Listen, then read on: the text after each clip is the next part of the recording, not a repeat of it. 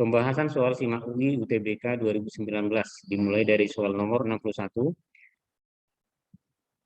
Perhatikan soal berikut ini. Apakah yang akan terjadi jika retikulum endoplasma kasar di dalam sel suatu organisme kehilangan semua ribosomnya? A. Produksi protein organisme tersebut akan berhenti. B. Penyimpanan protein dalam sel akan meningkat. C. Produksi ATP dalam sel akan berhenti. D. Protein tidak lagi diekspor dari dalam sel. E. Protein diimpor dari luar sel. Mana jawabannya?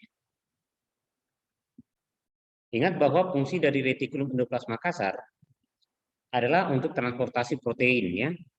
Nah, jadi ingat bahwa retikulum endoplasma itu ada dua, yang kasar dan yang halus. Nah, yang kasar di ribosom melekat pada tubulus pada retikulum endoplasma yang kasar, ya kan? Contoh, ini adalah inti sel, kemudian ada membran yang melekuk-lekuk dekat dengan inti sel ini, di mana di dalam membran ini yang melekuk-lekuk ini melekat ribosom. Kita tahu bahwa ribosom ini adalah untuk membentuk protein, ya kan? Nah, membran ini yang dekat dengan inti sel ini dikenal dengan nama retikulum endoplasma. Retikulum endoplasma yang kasar. Kenapa? Karena ada ribosomnya. Jadi inilah yang disebut dengan retikulum endoplasma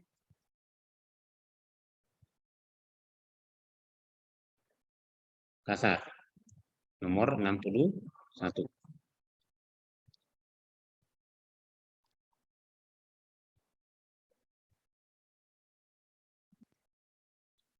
Oke, jadi ini adalah inti sel.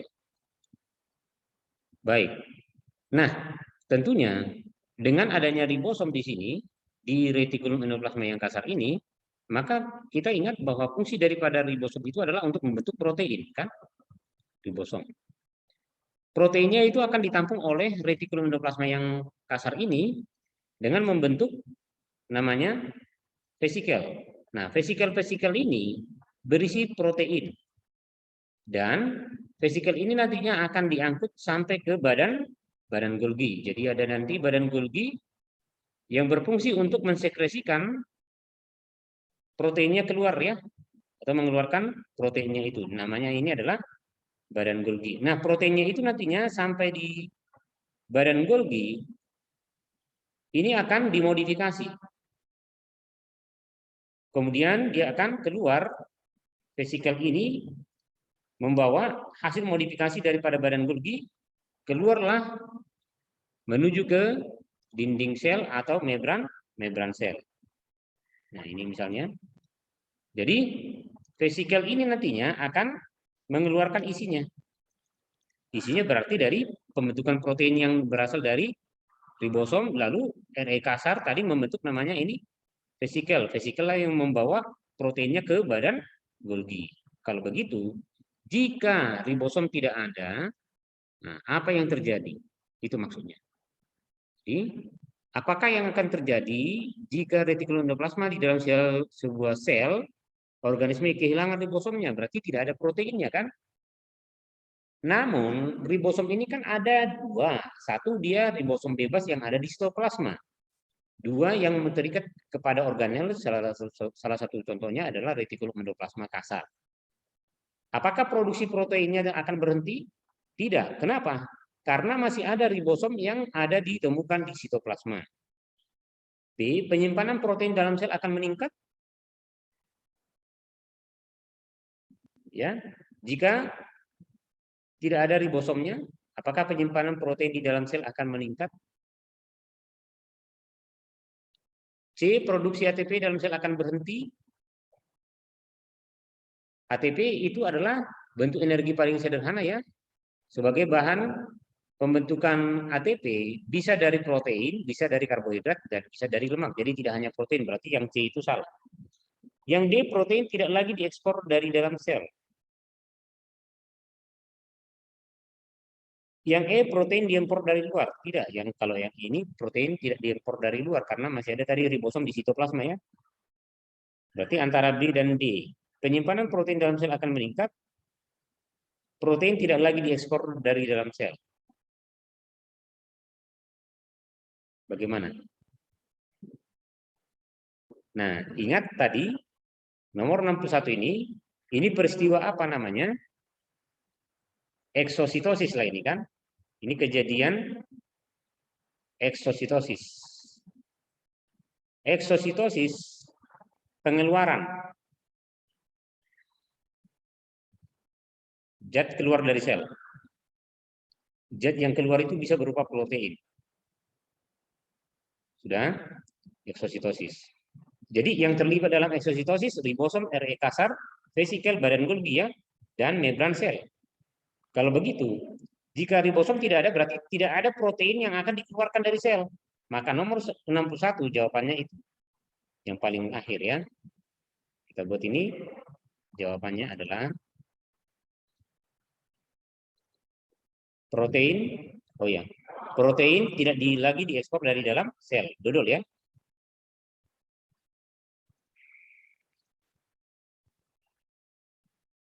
Baik, itu nomor 61. Nah, sekarang kita lanjut ke nomor 62.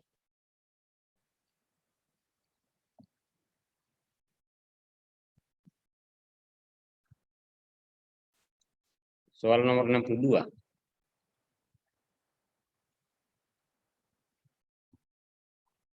Salah satu tahapan fotosintesis adalah reaksi terang. Manakah pernyataan yang benar mengenai reaksi terang? A. Reaksi terang terjadi di dalam stroma menghasilkan energi. B. Reaksi terang terjadi di grana menghasilkan energi. C. Reaksi terang adalah reaksi yang mengubah energi cahaya menjadi energi mekanik sehingga dihasilkan energi. D. Hasil dari reaksi terang adalah NADPH2, ATP, dan pembebasan O2. E. Oksigen yang dibebaskan dari reaksi terang berasal dari fotolisis dengan menggunakan isotop O16. Apa ini jawabannya? Nah, jawabannya ini yang lebih tepat, ini lebih rinci ya, bahwa reaksi terang itu berlangsung di dalam membran tilakoid. Jadi kalau ini adalah kloroplas, ini kloroplas. Kloroplas itu punya dua membran ya, membran luar dan membran dalam. Oke, membran luar dan membran dalam. Nah, membran dalamnya membentuk kantong-kantong yang kita kenal dengan nama tilakoid. Disinilah terjadi reaksi terang. Di membran tilakoidnya ya, reaksi terang berlangsung di membran tilakoidnya. Oke, di membran tilakoid.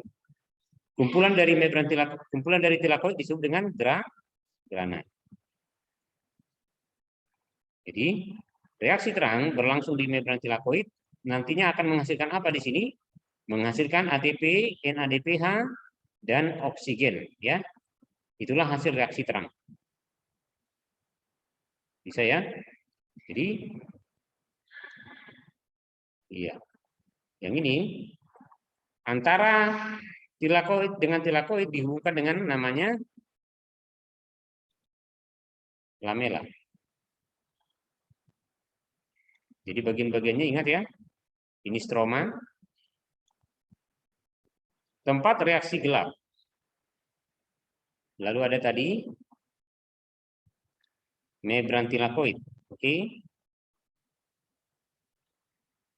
Membran tilakoid ya.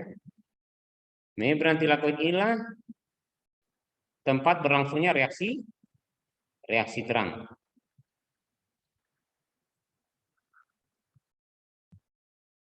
Bisa? Iya. Ingat, dalam reaksi terang ada namanya fotofosforilasi. Fosforilasi non-siklik. Oke, masih ingat apa tahapan fotofosforilasi non-siklik? Nah, prinsip fotosintesis adalah mengubah energi cahaya matahari menjadi energi kimia, bukan menjadi energi mekanik ya. Nah, jadi dengan cara bagaimana dia? Di mana awalnya sinar matahari itu akan mengenai daun. Di dalam daun ada klorofil, A, B, dan karoten terikat dengan protein. Inilah yang kita kenal dengan nama fotosistem. Jadi di dalam fotosistem itu merupakan pemanen elektron terdiri dari klorofil A dan klorofil B, karoten yang terikat dengan protein.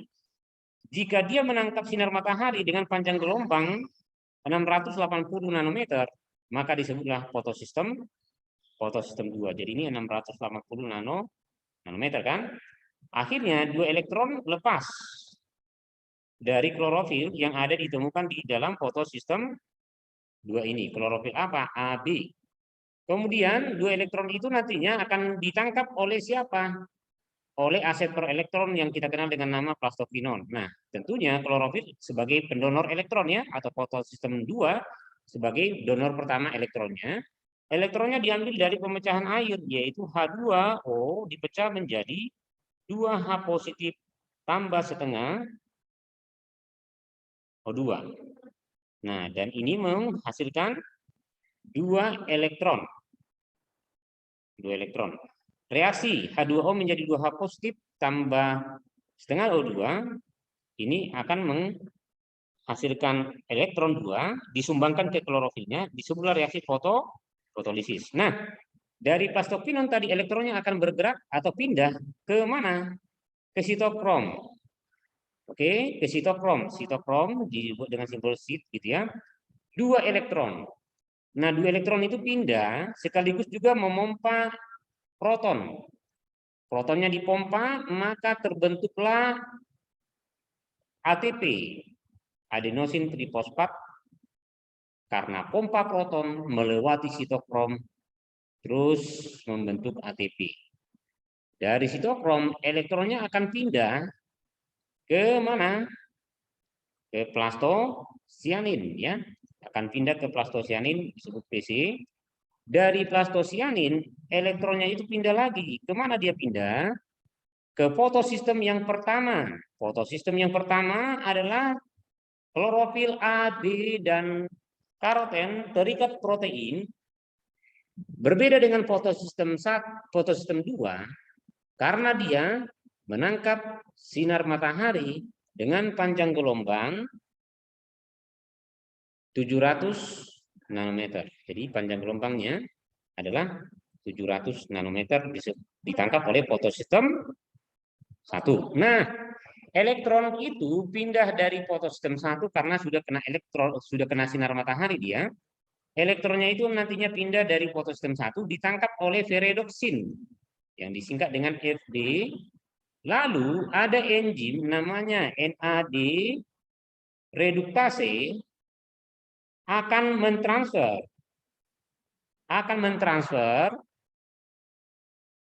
elektron dari NAD positif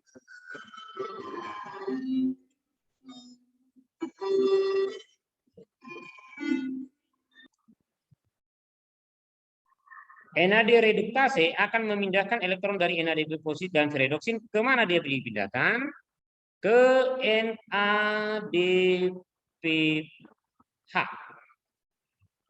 Maka yang menerima elektron terakhir siapa? NADPH. Jadi ini adalah reaksi terang kan? Jadi judulnya ini adalah fotofosforilasi non siklik. Ini bagian dari reaksi apa ini? Terjadi di reaksi terang kan? Maka reaksi terang itu menghasilkan apa? NADPH, kemudian menghasilkan ATP, dan menghasilkan oksigen yang akan dibebaskan. Begitu dia. Sehingga nomor 62 itu jawabannya kita lebih pilih cenderung ke jawabannya ke D ya. Hasil dari reaksi terang adalah NADPH, ATP, dan pembebasan oksigen. Kenapa bukan D? Reaksi terang terjadi di grana dan menghasilkan energi, terjadi di membran tilakoid ya. Memang grana itu kumpulan dari tilakoid ya.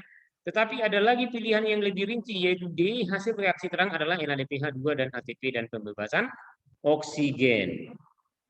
Sehingga jawaban nomor 62 kita lebih tepat, lebih pilih ke D ya. Lebih condong jawabannya ke D. Oke, selanjutnya kita lanjut ke soal nomor 63. Nah, 63.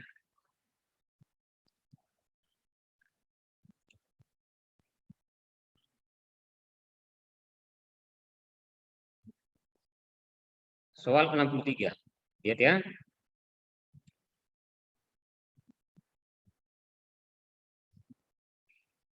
Yang tidak dibutuhkan dalam proses biosintesis. Biosintesis berarti reaksi pembentukan ya. Reaksi pembentukan. Nah, fotosintesis merupakan bagian dari reaksi biosintesis juga ya. Ingat reaksi fotosintesis itu apa? Ini fotosintesis sebagai reaksi bagian dari biosintesis. Jadi, dari reaksi terang dan reaksi gelap dirangkumlah reaksi fotosintesisnya sebagai berikut. CO2 sebagai bahan dasar reaksi fotosintesis untuk reaksi gelap, siklus Calvin yang diambil dari udara, lalu bereaksi dengan air yang diambil dari dalam tanah ya. Nah, jadi ada 6 CO2 tambah 12 H2O. Nantinya akan menghasilkan apa di sini? Dia akan menghasilkan karbohidrat ya kan? Karbohidrat yaitu CH2ON. Ini adalah jenis karbohidrat. Sebagai hasil dari reaksi fotosintesis ini ditambahkanlah dengan 6 oksigen tambah 6 H2O dan ini menghasilkan energi. Fotosintesis bagian dari reaksi biosintesis. Nah, untuk mereaksikan ini, maka kita perlu energi cahaya matahari kita butuhkan ya. Energi cahaya matahari kita perlukan. Yang mana energi cahaya matahari ini nantinya akan ditangkap oleh siapa? Oleh klorofil. Terbentuklah karbohidrat. Jadi, prinsip fotosintesis mengubah energi matahari menjadi energi kimia, bukan menjadi energi mekanik ya. Energi kimia. Kalau energi mekanik salah ya.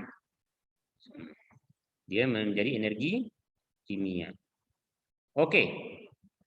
Jadi perhatikan di sini dalam proses pembentukan karbohidrat ini tidak diperlukan apa? Tidak diperlukan oksigen ya. Tidak diperlukan oksigen, diperlukan nggak katalis? Diperlukan katalis seperti apa? Enzim diperlukan ya. Maka jawabannya apa? Kalau kita lihat oksigen justru dihasilkan. Karena dihasilkan berarti tidak dibutuhkan kan? Dalam reaksi biosintesis maka yang tidak dibutuhkan dalam biosintesis adalah senyawa prekursor pasti dibutuhkan, energi kimia dibutuhkan, enzim pengkatalis dibutuhkan, oksigen tidak diperlukan, justru dihasilkan ya. Jadi nomor 63 dodol.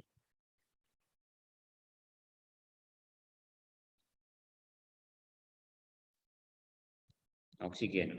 Gitu ya. Nah, sekarang kita lanjutkan kembali. Kita pilih soalnya ya. Pernyataan yang tidak berkenan dengan mikroalga, termasuk organisme yang paling awal di muka bumi, betul ya? Merupakan organisme multiseluler, uniseluler ya, yang mikroalga, dapat ditemukan di laut dan air tawar, benar. Mensuplai lebih kurang separuh oksigen di atmosfer, betul ya. Oke. Mikroalga yang mati miliaran tahun menjadi fosil minyak bumi. Iya. Jadi jawaban nomor 64 adalah bola yang tidak ya. Multiseluler. Alga itu yang mikroalga namanya juga mikro berarti kecil ya. Berarti yang kecil pada umumnya adalah bentuknya uniseluler. Bukan multiseluler. Kalau multiseluler berarti bisa kita lihat. Kalau bisa kita lihat bukan mikroalga lagi, tetapi sudah makroalga. Jadi nomor 64 jawabannya kita pilih yang tidak ya, bola. D kan?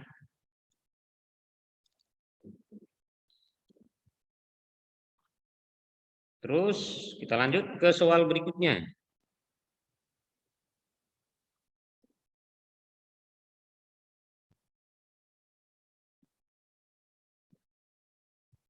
Manakah pernyataan yang tepat dalam kaitannya dengan aliran energi? Aliran energi itu pertama sekali dari energi sinar matahari masuk ke produsen.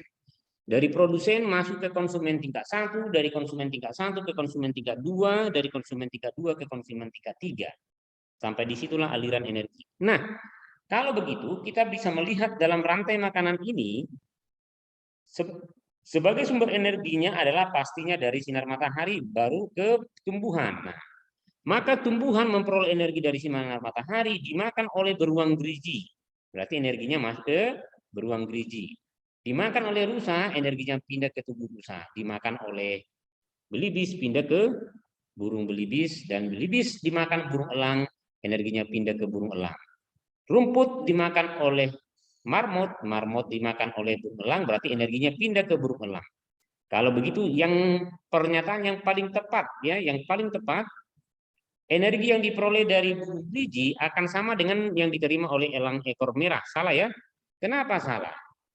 Karena di sini beri dari bunga itu sebagai produsen, konsumen tingkat satunya rusa di sini ya. Konsumen tingkat satunya rusa, belibis konsumen tingkat satu, marmot konsumen tingkat satu. Nah, beruang bisa sebagai konsumen tingkat satu karena dia langsung bisa memakan beri dari bunga. Dia juga bisa sebagai konsumen tingkat dua karena dia memakan rusa. Nah, burung elang dia sebagai apa di sini? Sebagai konsumen tingkat dua karena dia memakan marmot dan juga memakan tupai ya. Oke. Dia juga bisa sebagai konsumen tingkat tiga karena dia makan belibis, belibis makan kupu-kupu. Kupu-kupu ini mengambil madu dari rumput ya. Jadi aliran energi yang diperoleh beruang gerigi dan elang ekor merah tidak sama. Jika belibis punah, maka aliran yang diterima beruang gerigi akan menjadi lebih besar dibandingkan dengan elang ekor merah. Jika belibisnya punah, energi yang diterima oleh beruang gerigi akan lebih besar dibanding elang ekor merah. Benar atau salah?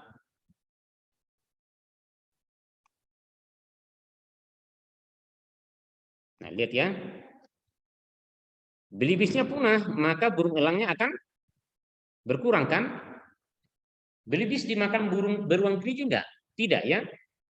Jadi ada kaitannya enggak belibis dengan beruang? Tidak ada kaitannya. Belibis berkaitan dengan burung elang. Jadi jika belibis punah, maka aliran yang diterima beruang gerigi akan menjadi lebih besar dibanding dengan elang ekor merah.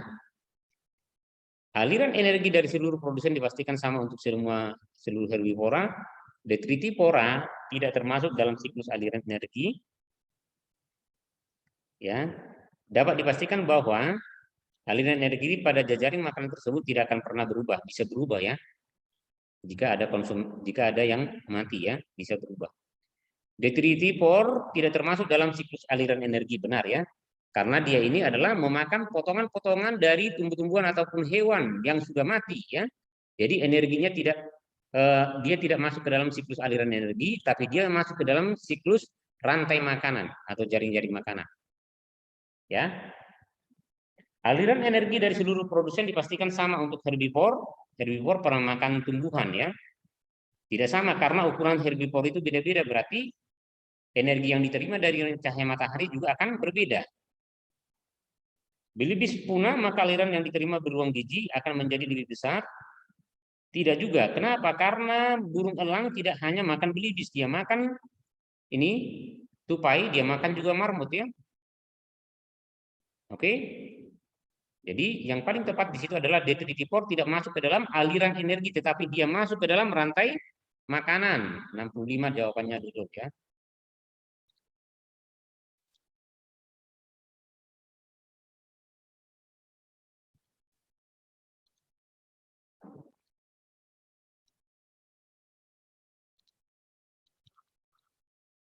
Oke.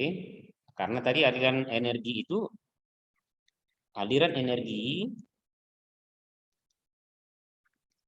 ini dari mana? Pertama, dari cahaya matahari kan?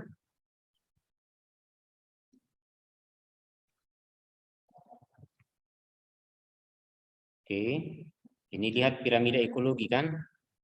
Dalam piramida ekologi ada dikatakan piramida biomasa, massa organisme yang menempati setiap tingkatan tropik. Piramida jumlah organisme yang menempati setiap tingkatan tropik. Piramida energi berarti energi yang menempati setiap tingkatan tropik. Berarti kalau begitu dalam piramida energi di sini ada enggak detritivore masuk? Tidak ya. Jadi perhatikan dalam piramida energi ini maka yang diisi oleh produsen yang menempati tingkatan tropik yang pertama. Kemudian ada konsumen yang menempati tingkatan tropik yang kedua. Lalu ada konsumen tingkat 2 yang menempati tropik yang ketiga. Jadi ini tropik 1, tropik 2, tropik 3. Nah, aliran energi berasal dari sinar matahari ke produsen. Katakanlah ini aliran energinya adalah 1000 kalori, maka efisiensi energi adalah perpindahan atau presentasi energi yang berpindah dari setiap tingkatan tropik, disebut efisiensi energi. Jadi kalau ini misalnya 10% efisiensi energi, maka di konsumen tingkat 1 menjadi 100 kalori. Di tropik yang ketiga ini menjadi 10 kalori. Nah, jadi di sini D3T4 tidak masuk ke dalam piramida energi ya, maka D3T4 tidak masuk ke dalam aliran energi karena dia memakan potongan-potongan dari organisme yang sudah mati ya. Jadi potongan organisme yang sudah mati itu kan tidak ada energinya di sana. Begitu ya. Baik, nomor 65 sudah. Kita pilih soalnya lagi. Nah, di sini ya, 3 spesies ikan hidup di suatu perairan yang sama. Beberapa parameter kualitas lingkungan memberikan pembahasan spesies tersebut sehingga membentuk karakteristik spesies dan eksis di antara mereka. Ini menjawab nomor 66 sampai nomor 68. Nah, perhatikan di sini ada spesies yang pertama. Lalu di sini lihat tanda panahnya ke kanan lebih dingin ya, lebih cerah ke kanan. Kalau ke kiri lebih hangat, lebih keruh. Arusnya lebih lemah ke kiri, ke kanan arusnya lebih kuat. Nah, berarti kita bisa melihat dari data ini bahwa spesies 1 ini suka hidup di tempat yang lebih dingin, suka hidup di tempat yang lebih cerah, dan arus lebih kuat. Sedangkan spesies 3, dia lebih bisa hidup di tempat yang lebih hangat, tempat yang lebih keruh, dan arus yang lebih lemah. Oke, kalau begitu, lihat ya, pertanyaannya, jika dikaitkan dengan kondisi insang ikan yang mengalami hemoragik, pecahnya pembuluh darah pada insang, maka spesies yang diperkirakan mengalami hemoragik paling tinggi hingga paling rendah. Kenapa hemoragik? Pecah pembuluh darah pada insang karena dia berada di dalam, ingat peristiwa osmosis ya. Osmosis, jika sel hewan ditempatkan di dalam larutan yang bersifat hipotonis, maka selnya akan lisis. Itulah sehingga terjadi hemoragik. Berarti di dalam larutan yang bersifat hipotonis, zat terlarut di sana rendah. Kalau zat terlarut rendah, maka dia berada di dalam air yang lebih keruh kah atau yang lebih cerah. Jika zat terlarut rendah, maka air itu berarti lebih cerah ya. Jika zat terlarutnya tinggi, berarti dia berada di dalam air yang lebih keruh. Karena zat terlarut banyak sehingga keruh. Maka ini hipertonis di lebih keruh, hipotonis di yang lebih cerah. Kalau begitu, yang mana yang bisa mengalami hemoragik? Ingat bahwa spesies yang ketiga ini banyak ditemukan di tempat yang lebih keruh. Di tempat yang lebih cerah tidak ada. Jadi, kenapa dia tidak bisa hidup di tempat yang lebih cerah? Karena apa? Berarti dialah yang mengalami hemoragik. Berarti spesies yang ketiga inilah yang nantinya mengalami hemoragik. Kenapa hemoragik? Karena dia ditempatkan di tempat yang zat terlarutnya rendah. Berarti dia bisa mengalami hemoragik atau hipotonis dia di sana kan? Sedangkan spesies yang pertama ini dia bisa hidup di tempat yang lebih cerah atau di kadar zat terlarutnya rendah. Maka sedangkan spesies yang kedua berarti dia di tengah-tengah dia kan? Maka siapakah yang lebih tinggi hemoragiknya? Pastinya spesies yang ketiga, disusul spesies yang kedua, dan terakhir spesies yang pertama. Sehingga nomor 66 jawabannya cantik.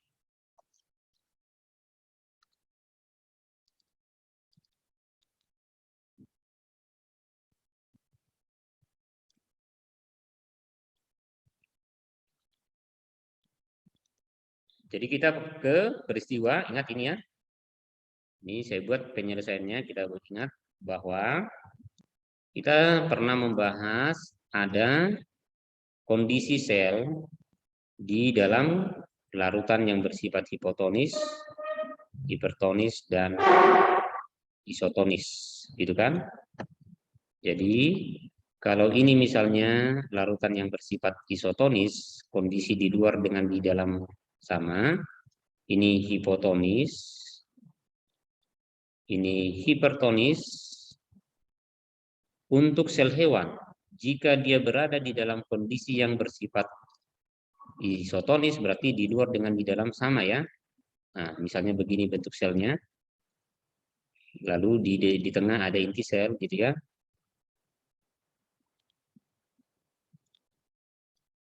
Oke. Nah, sedangkan kalau hipotonis itu berarti selnya nantinya akan pecah dia kan? Selnya pecah, isinya keluar. Inilah yang tadi mengalami hemoragi karena dia berada di dalam sel yang di dalam kondisi yang terlalu rendah atau lebih cerah ya. Sedangkan hipertonis, selnya nantinya akan berkerut-kerut karena dia berada di dalam larutan yang bersifat hipertonis. Jadi ini namanya lisis, ini namanya krenasi. Namun kalau tumbuhan bagaimana? Sel tumbuhan apa yang terjadi? Kalau dia di dalam larutan yang bersifat hipotonis, dia akan mengalami mengembang atau turgid. Kalau dia di dalam larutan hipertonis, maka dia mengalami pelepasan membran sel dari dinding sel atau disebut dengan plasmolisis. Kalau sel tumbuhannya, sehingga nomor 66 tadi kita pilih adalah C321. Oke, itu kaitannya dengan penyelesaiannya tadi ya. Paham kira-kira ini? 3, 2, 1. Karena spesies yang ketiga tadi berarti dia hidup beradaptasi di tempat yang hipertonis, lebih keruh. Spesies 1 dia lebih banyak ditemukan di tempat yang lebih cerah ya, berarti di hipotonis. Maka siapa yang mengalami hemoragik? Spesies yang ketiga karena dia terbiasa di hipertonik. Dipindahkan ke hipotonik dia selnya mengalami disease, maka pembuluh darahnya akan pecah hemoragik. Oke. Nomor 67. Nah, ini kita selesaikan dulu ya sampai nomor 68 ini ya.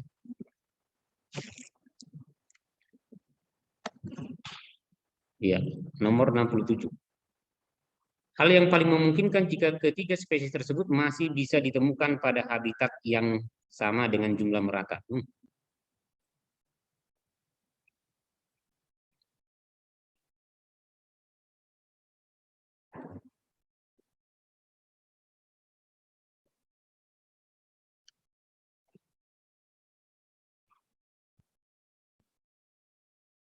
Ya, ini. Hal yang paling memungkinkan jika ketiga spesies ditemukan merata di tempat yang sama, berarti di mana gitu kira-kira?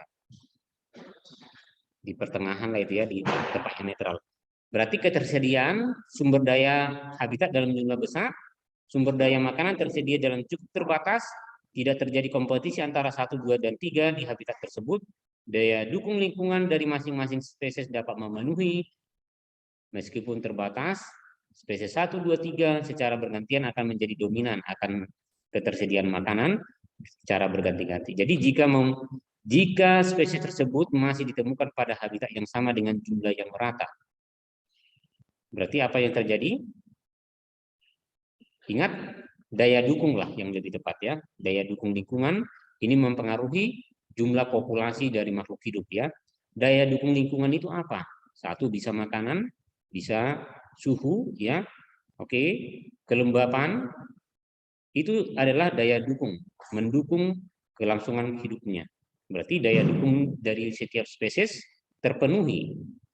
Begitu ya. Kalau sumber daya makanan tersedia dalam jumlah yang terbatas, oke. Nah, jadi kita pilih adalah D ya, daya dukung. Nomor 67.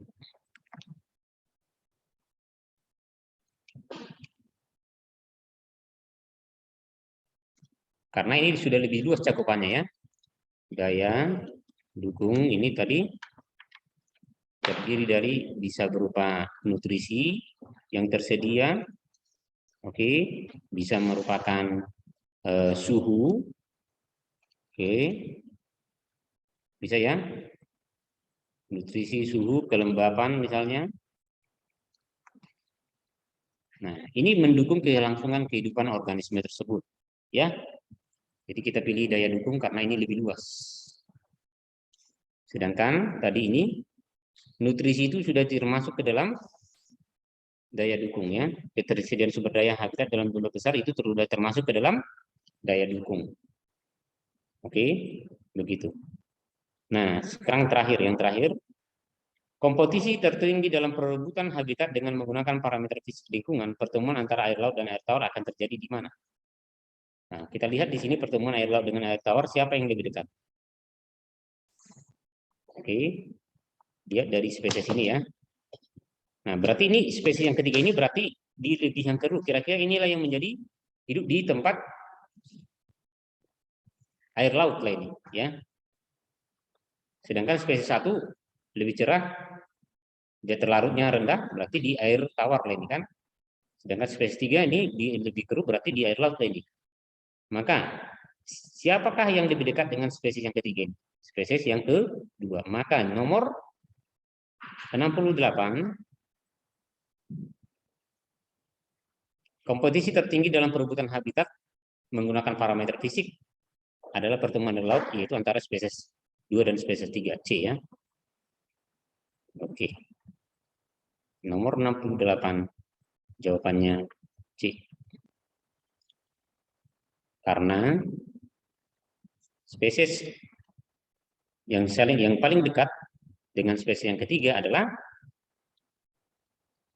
spesies yang kedua. Gitu. Bisa ya. Spesies 3 berarti di air laut misalnya, karena dia dikeruh ya. Spesies 2 lebih dekat ya dengan spesies 3. Baik, sampai di sini pembahasan kita.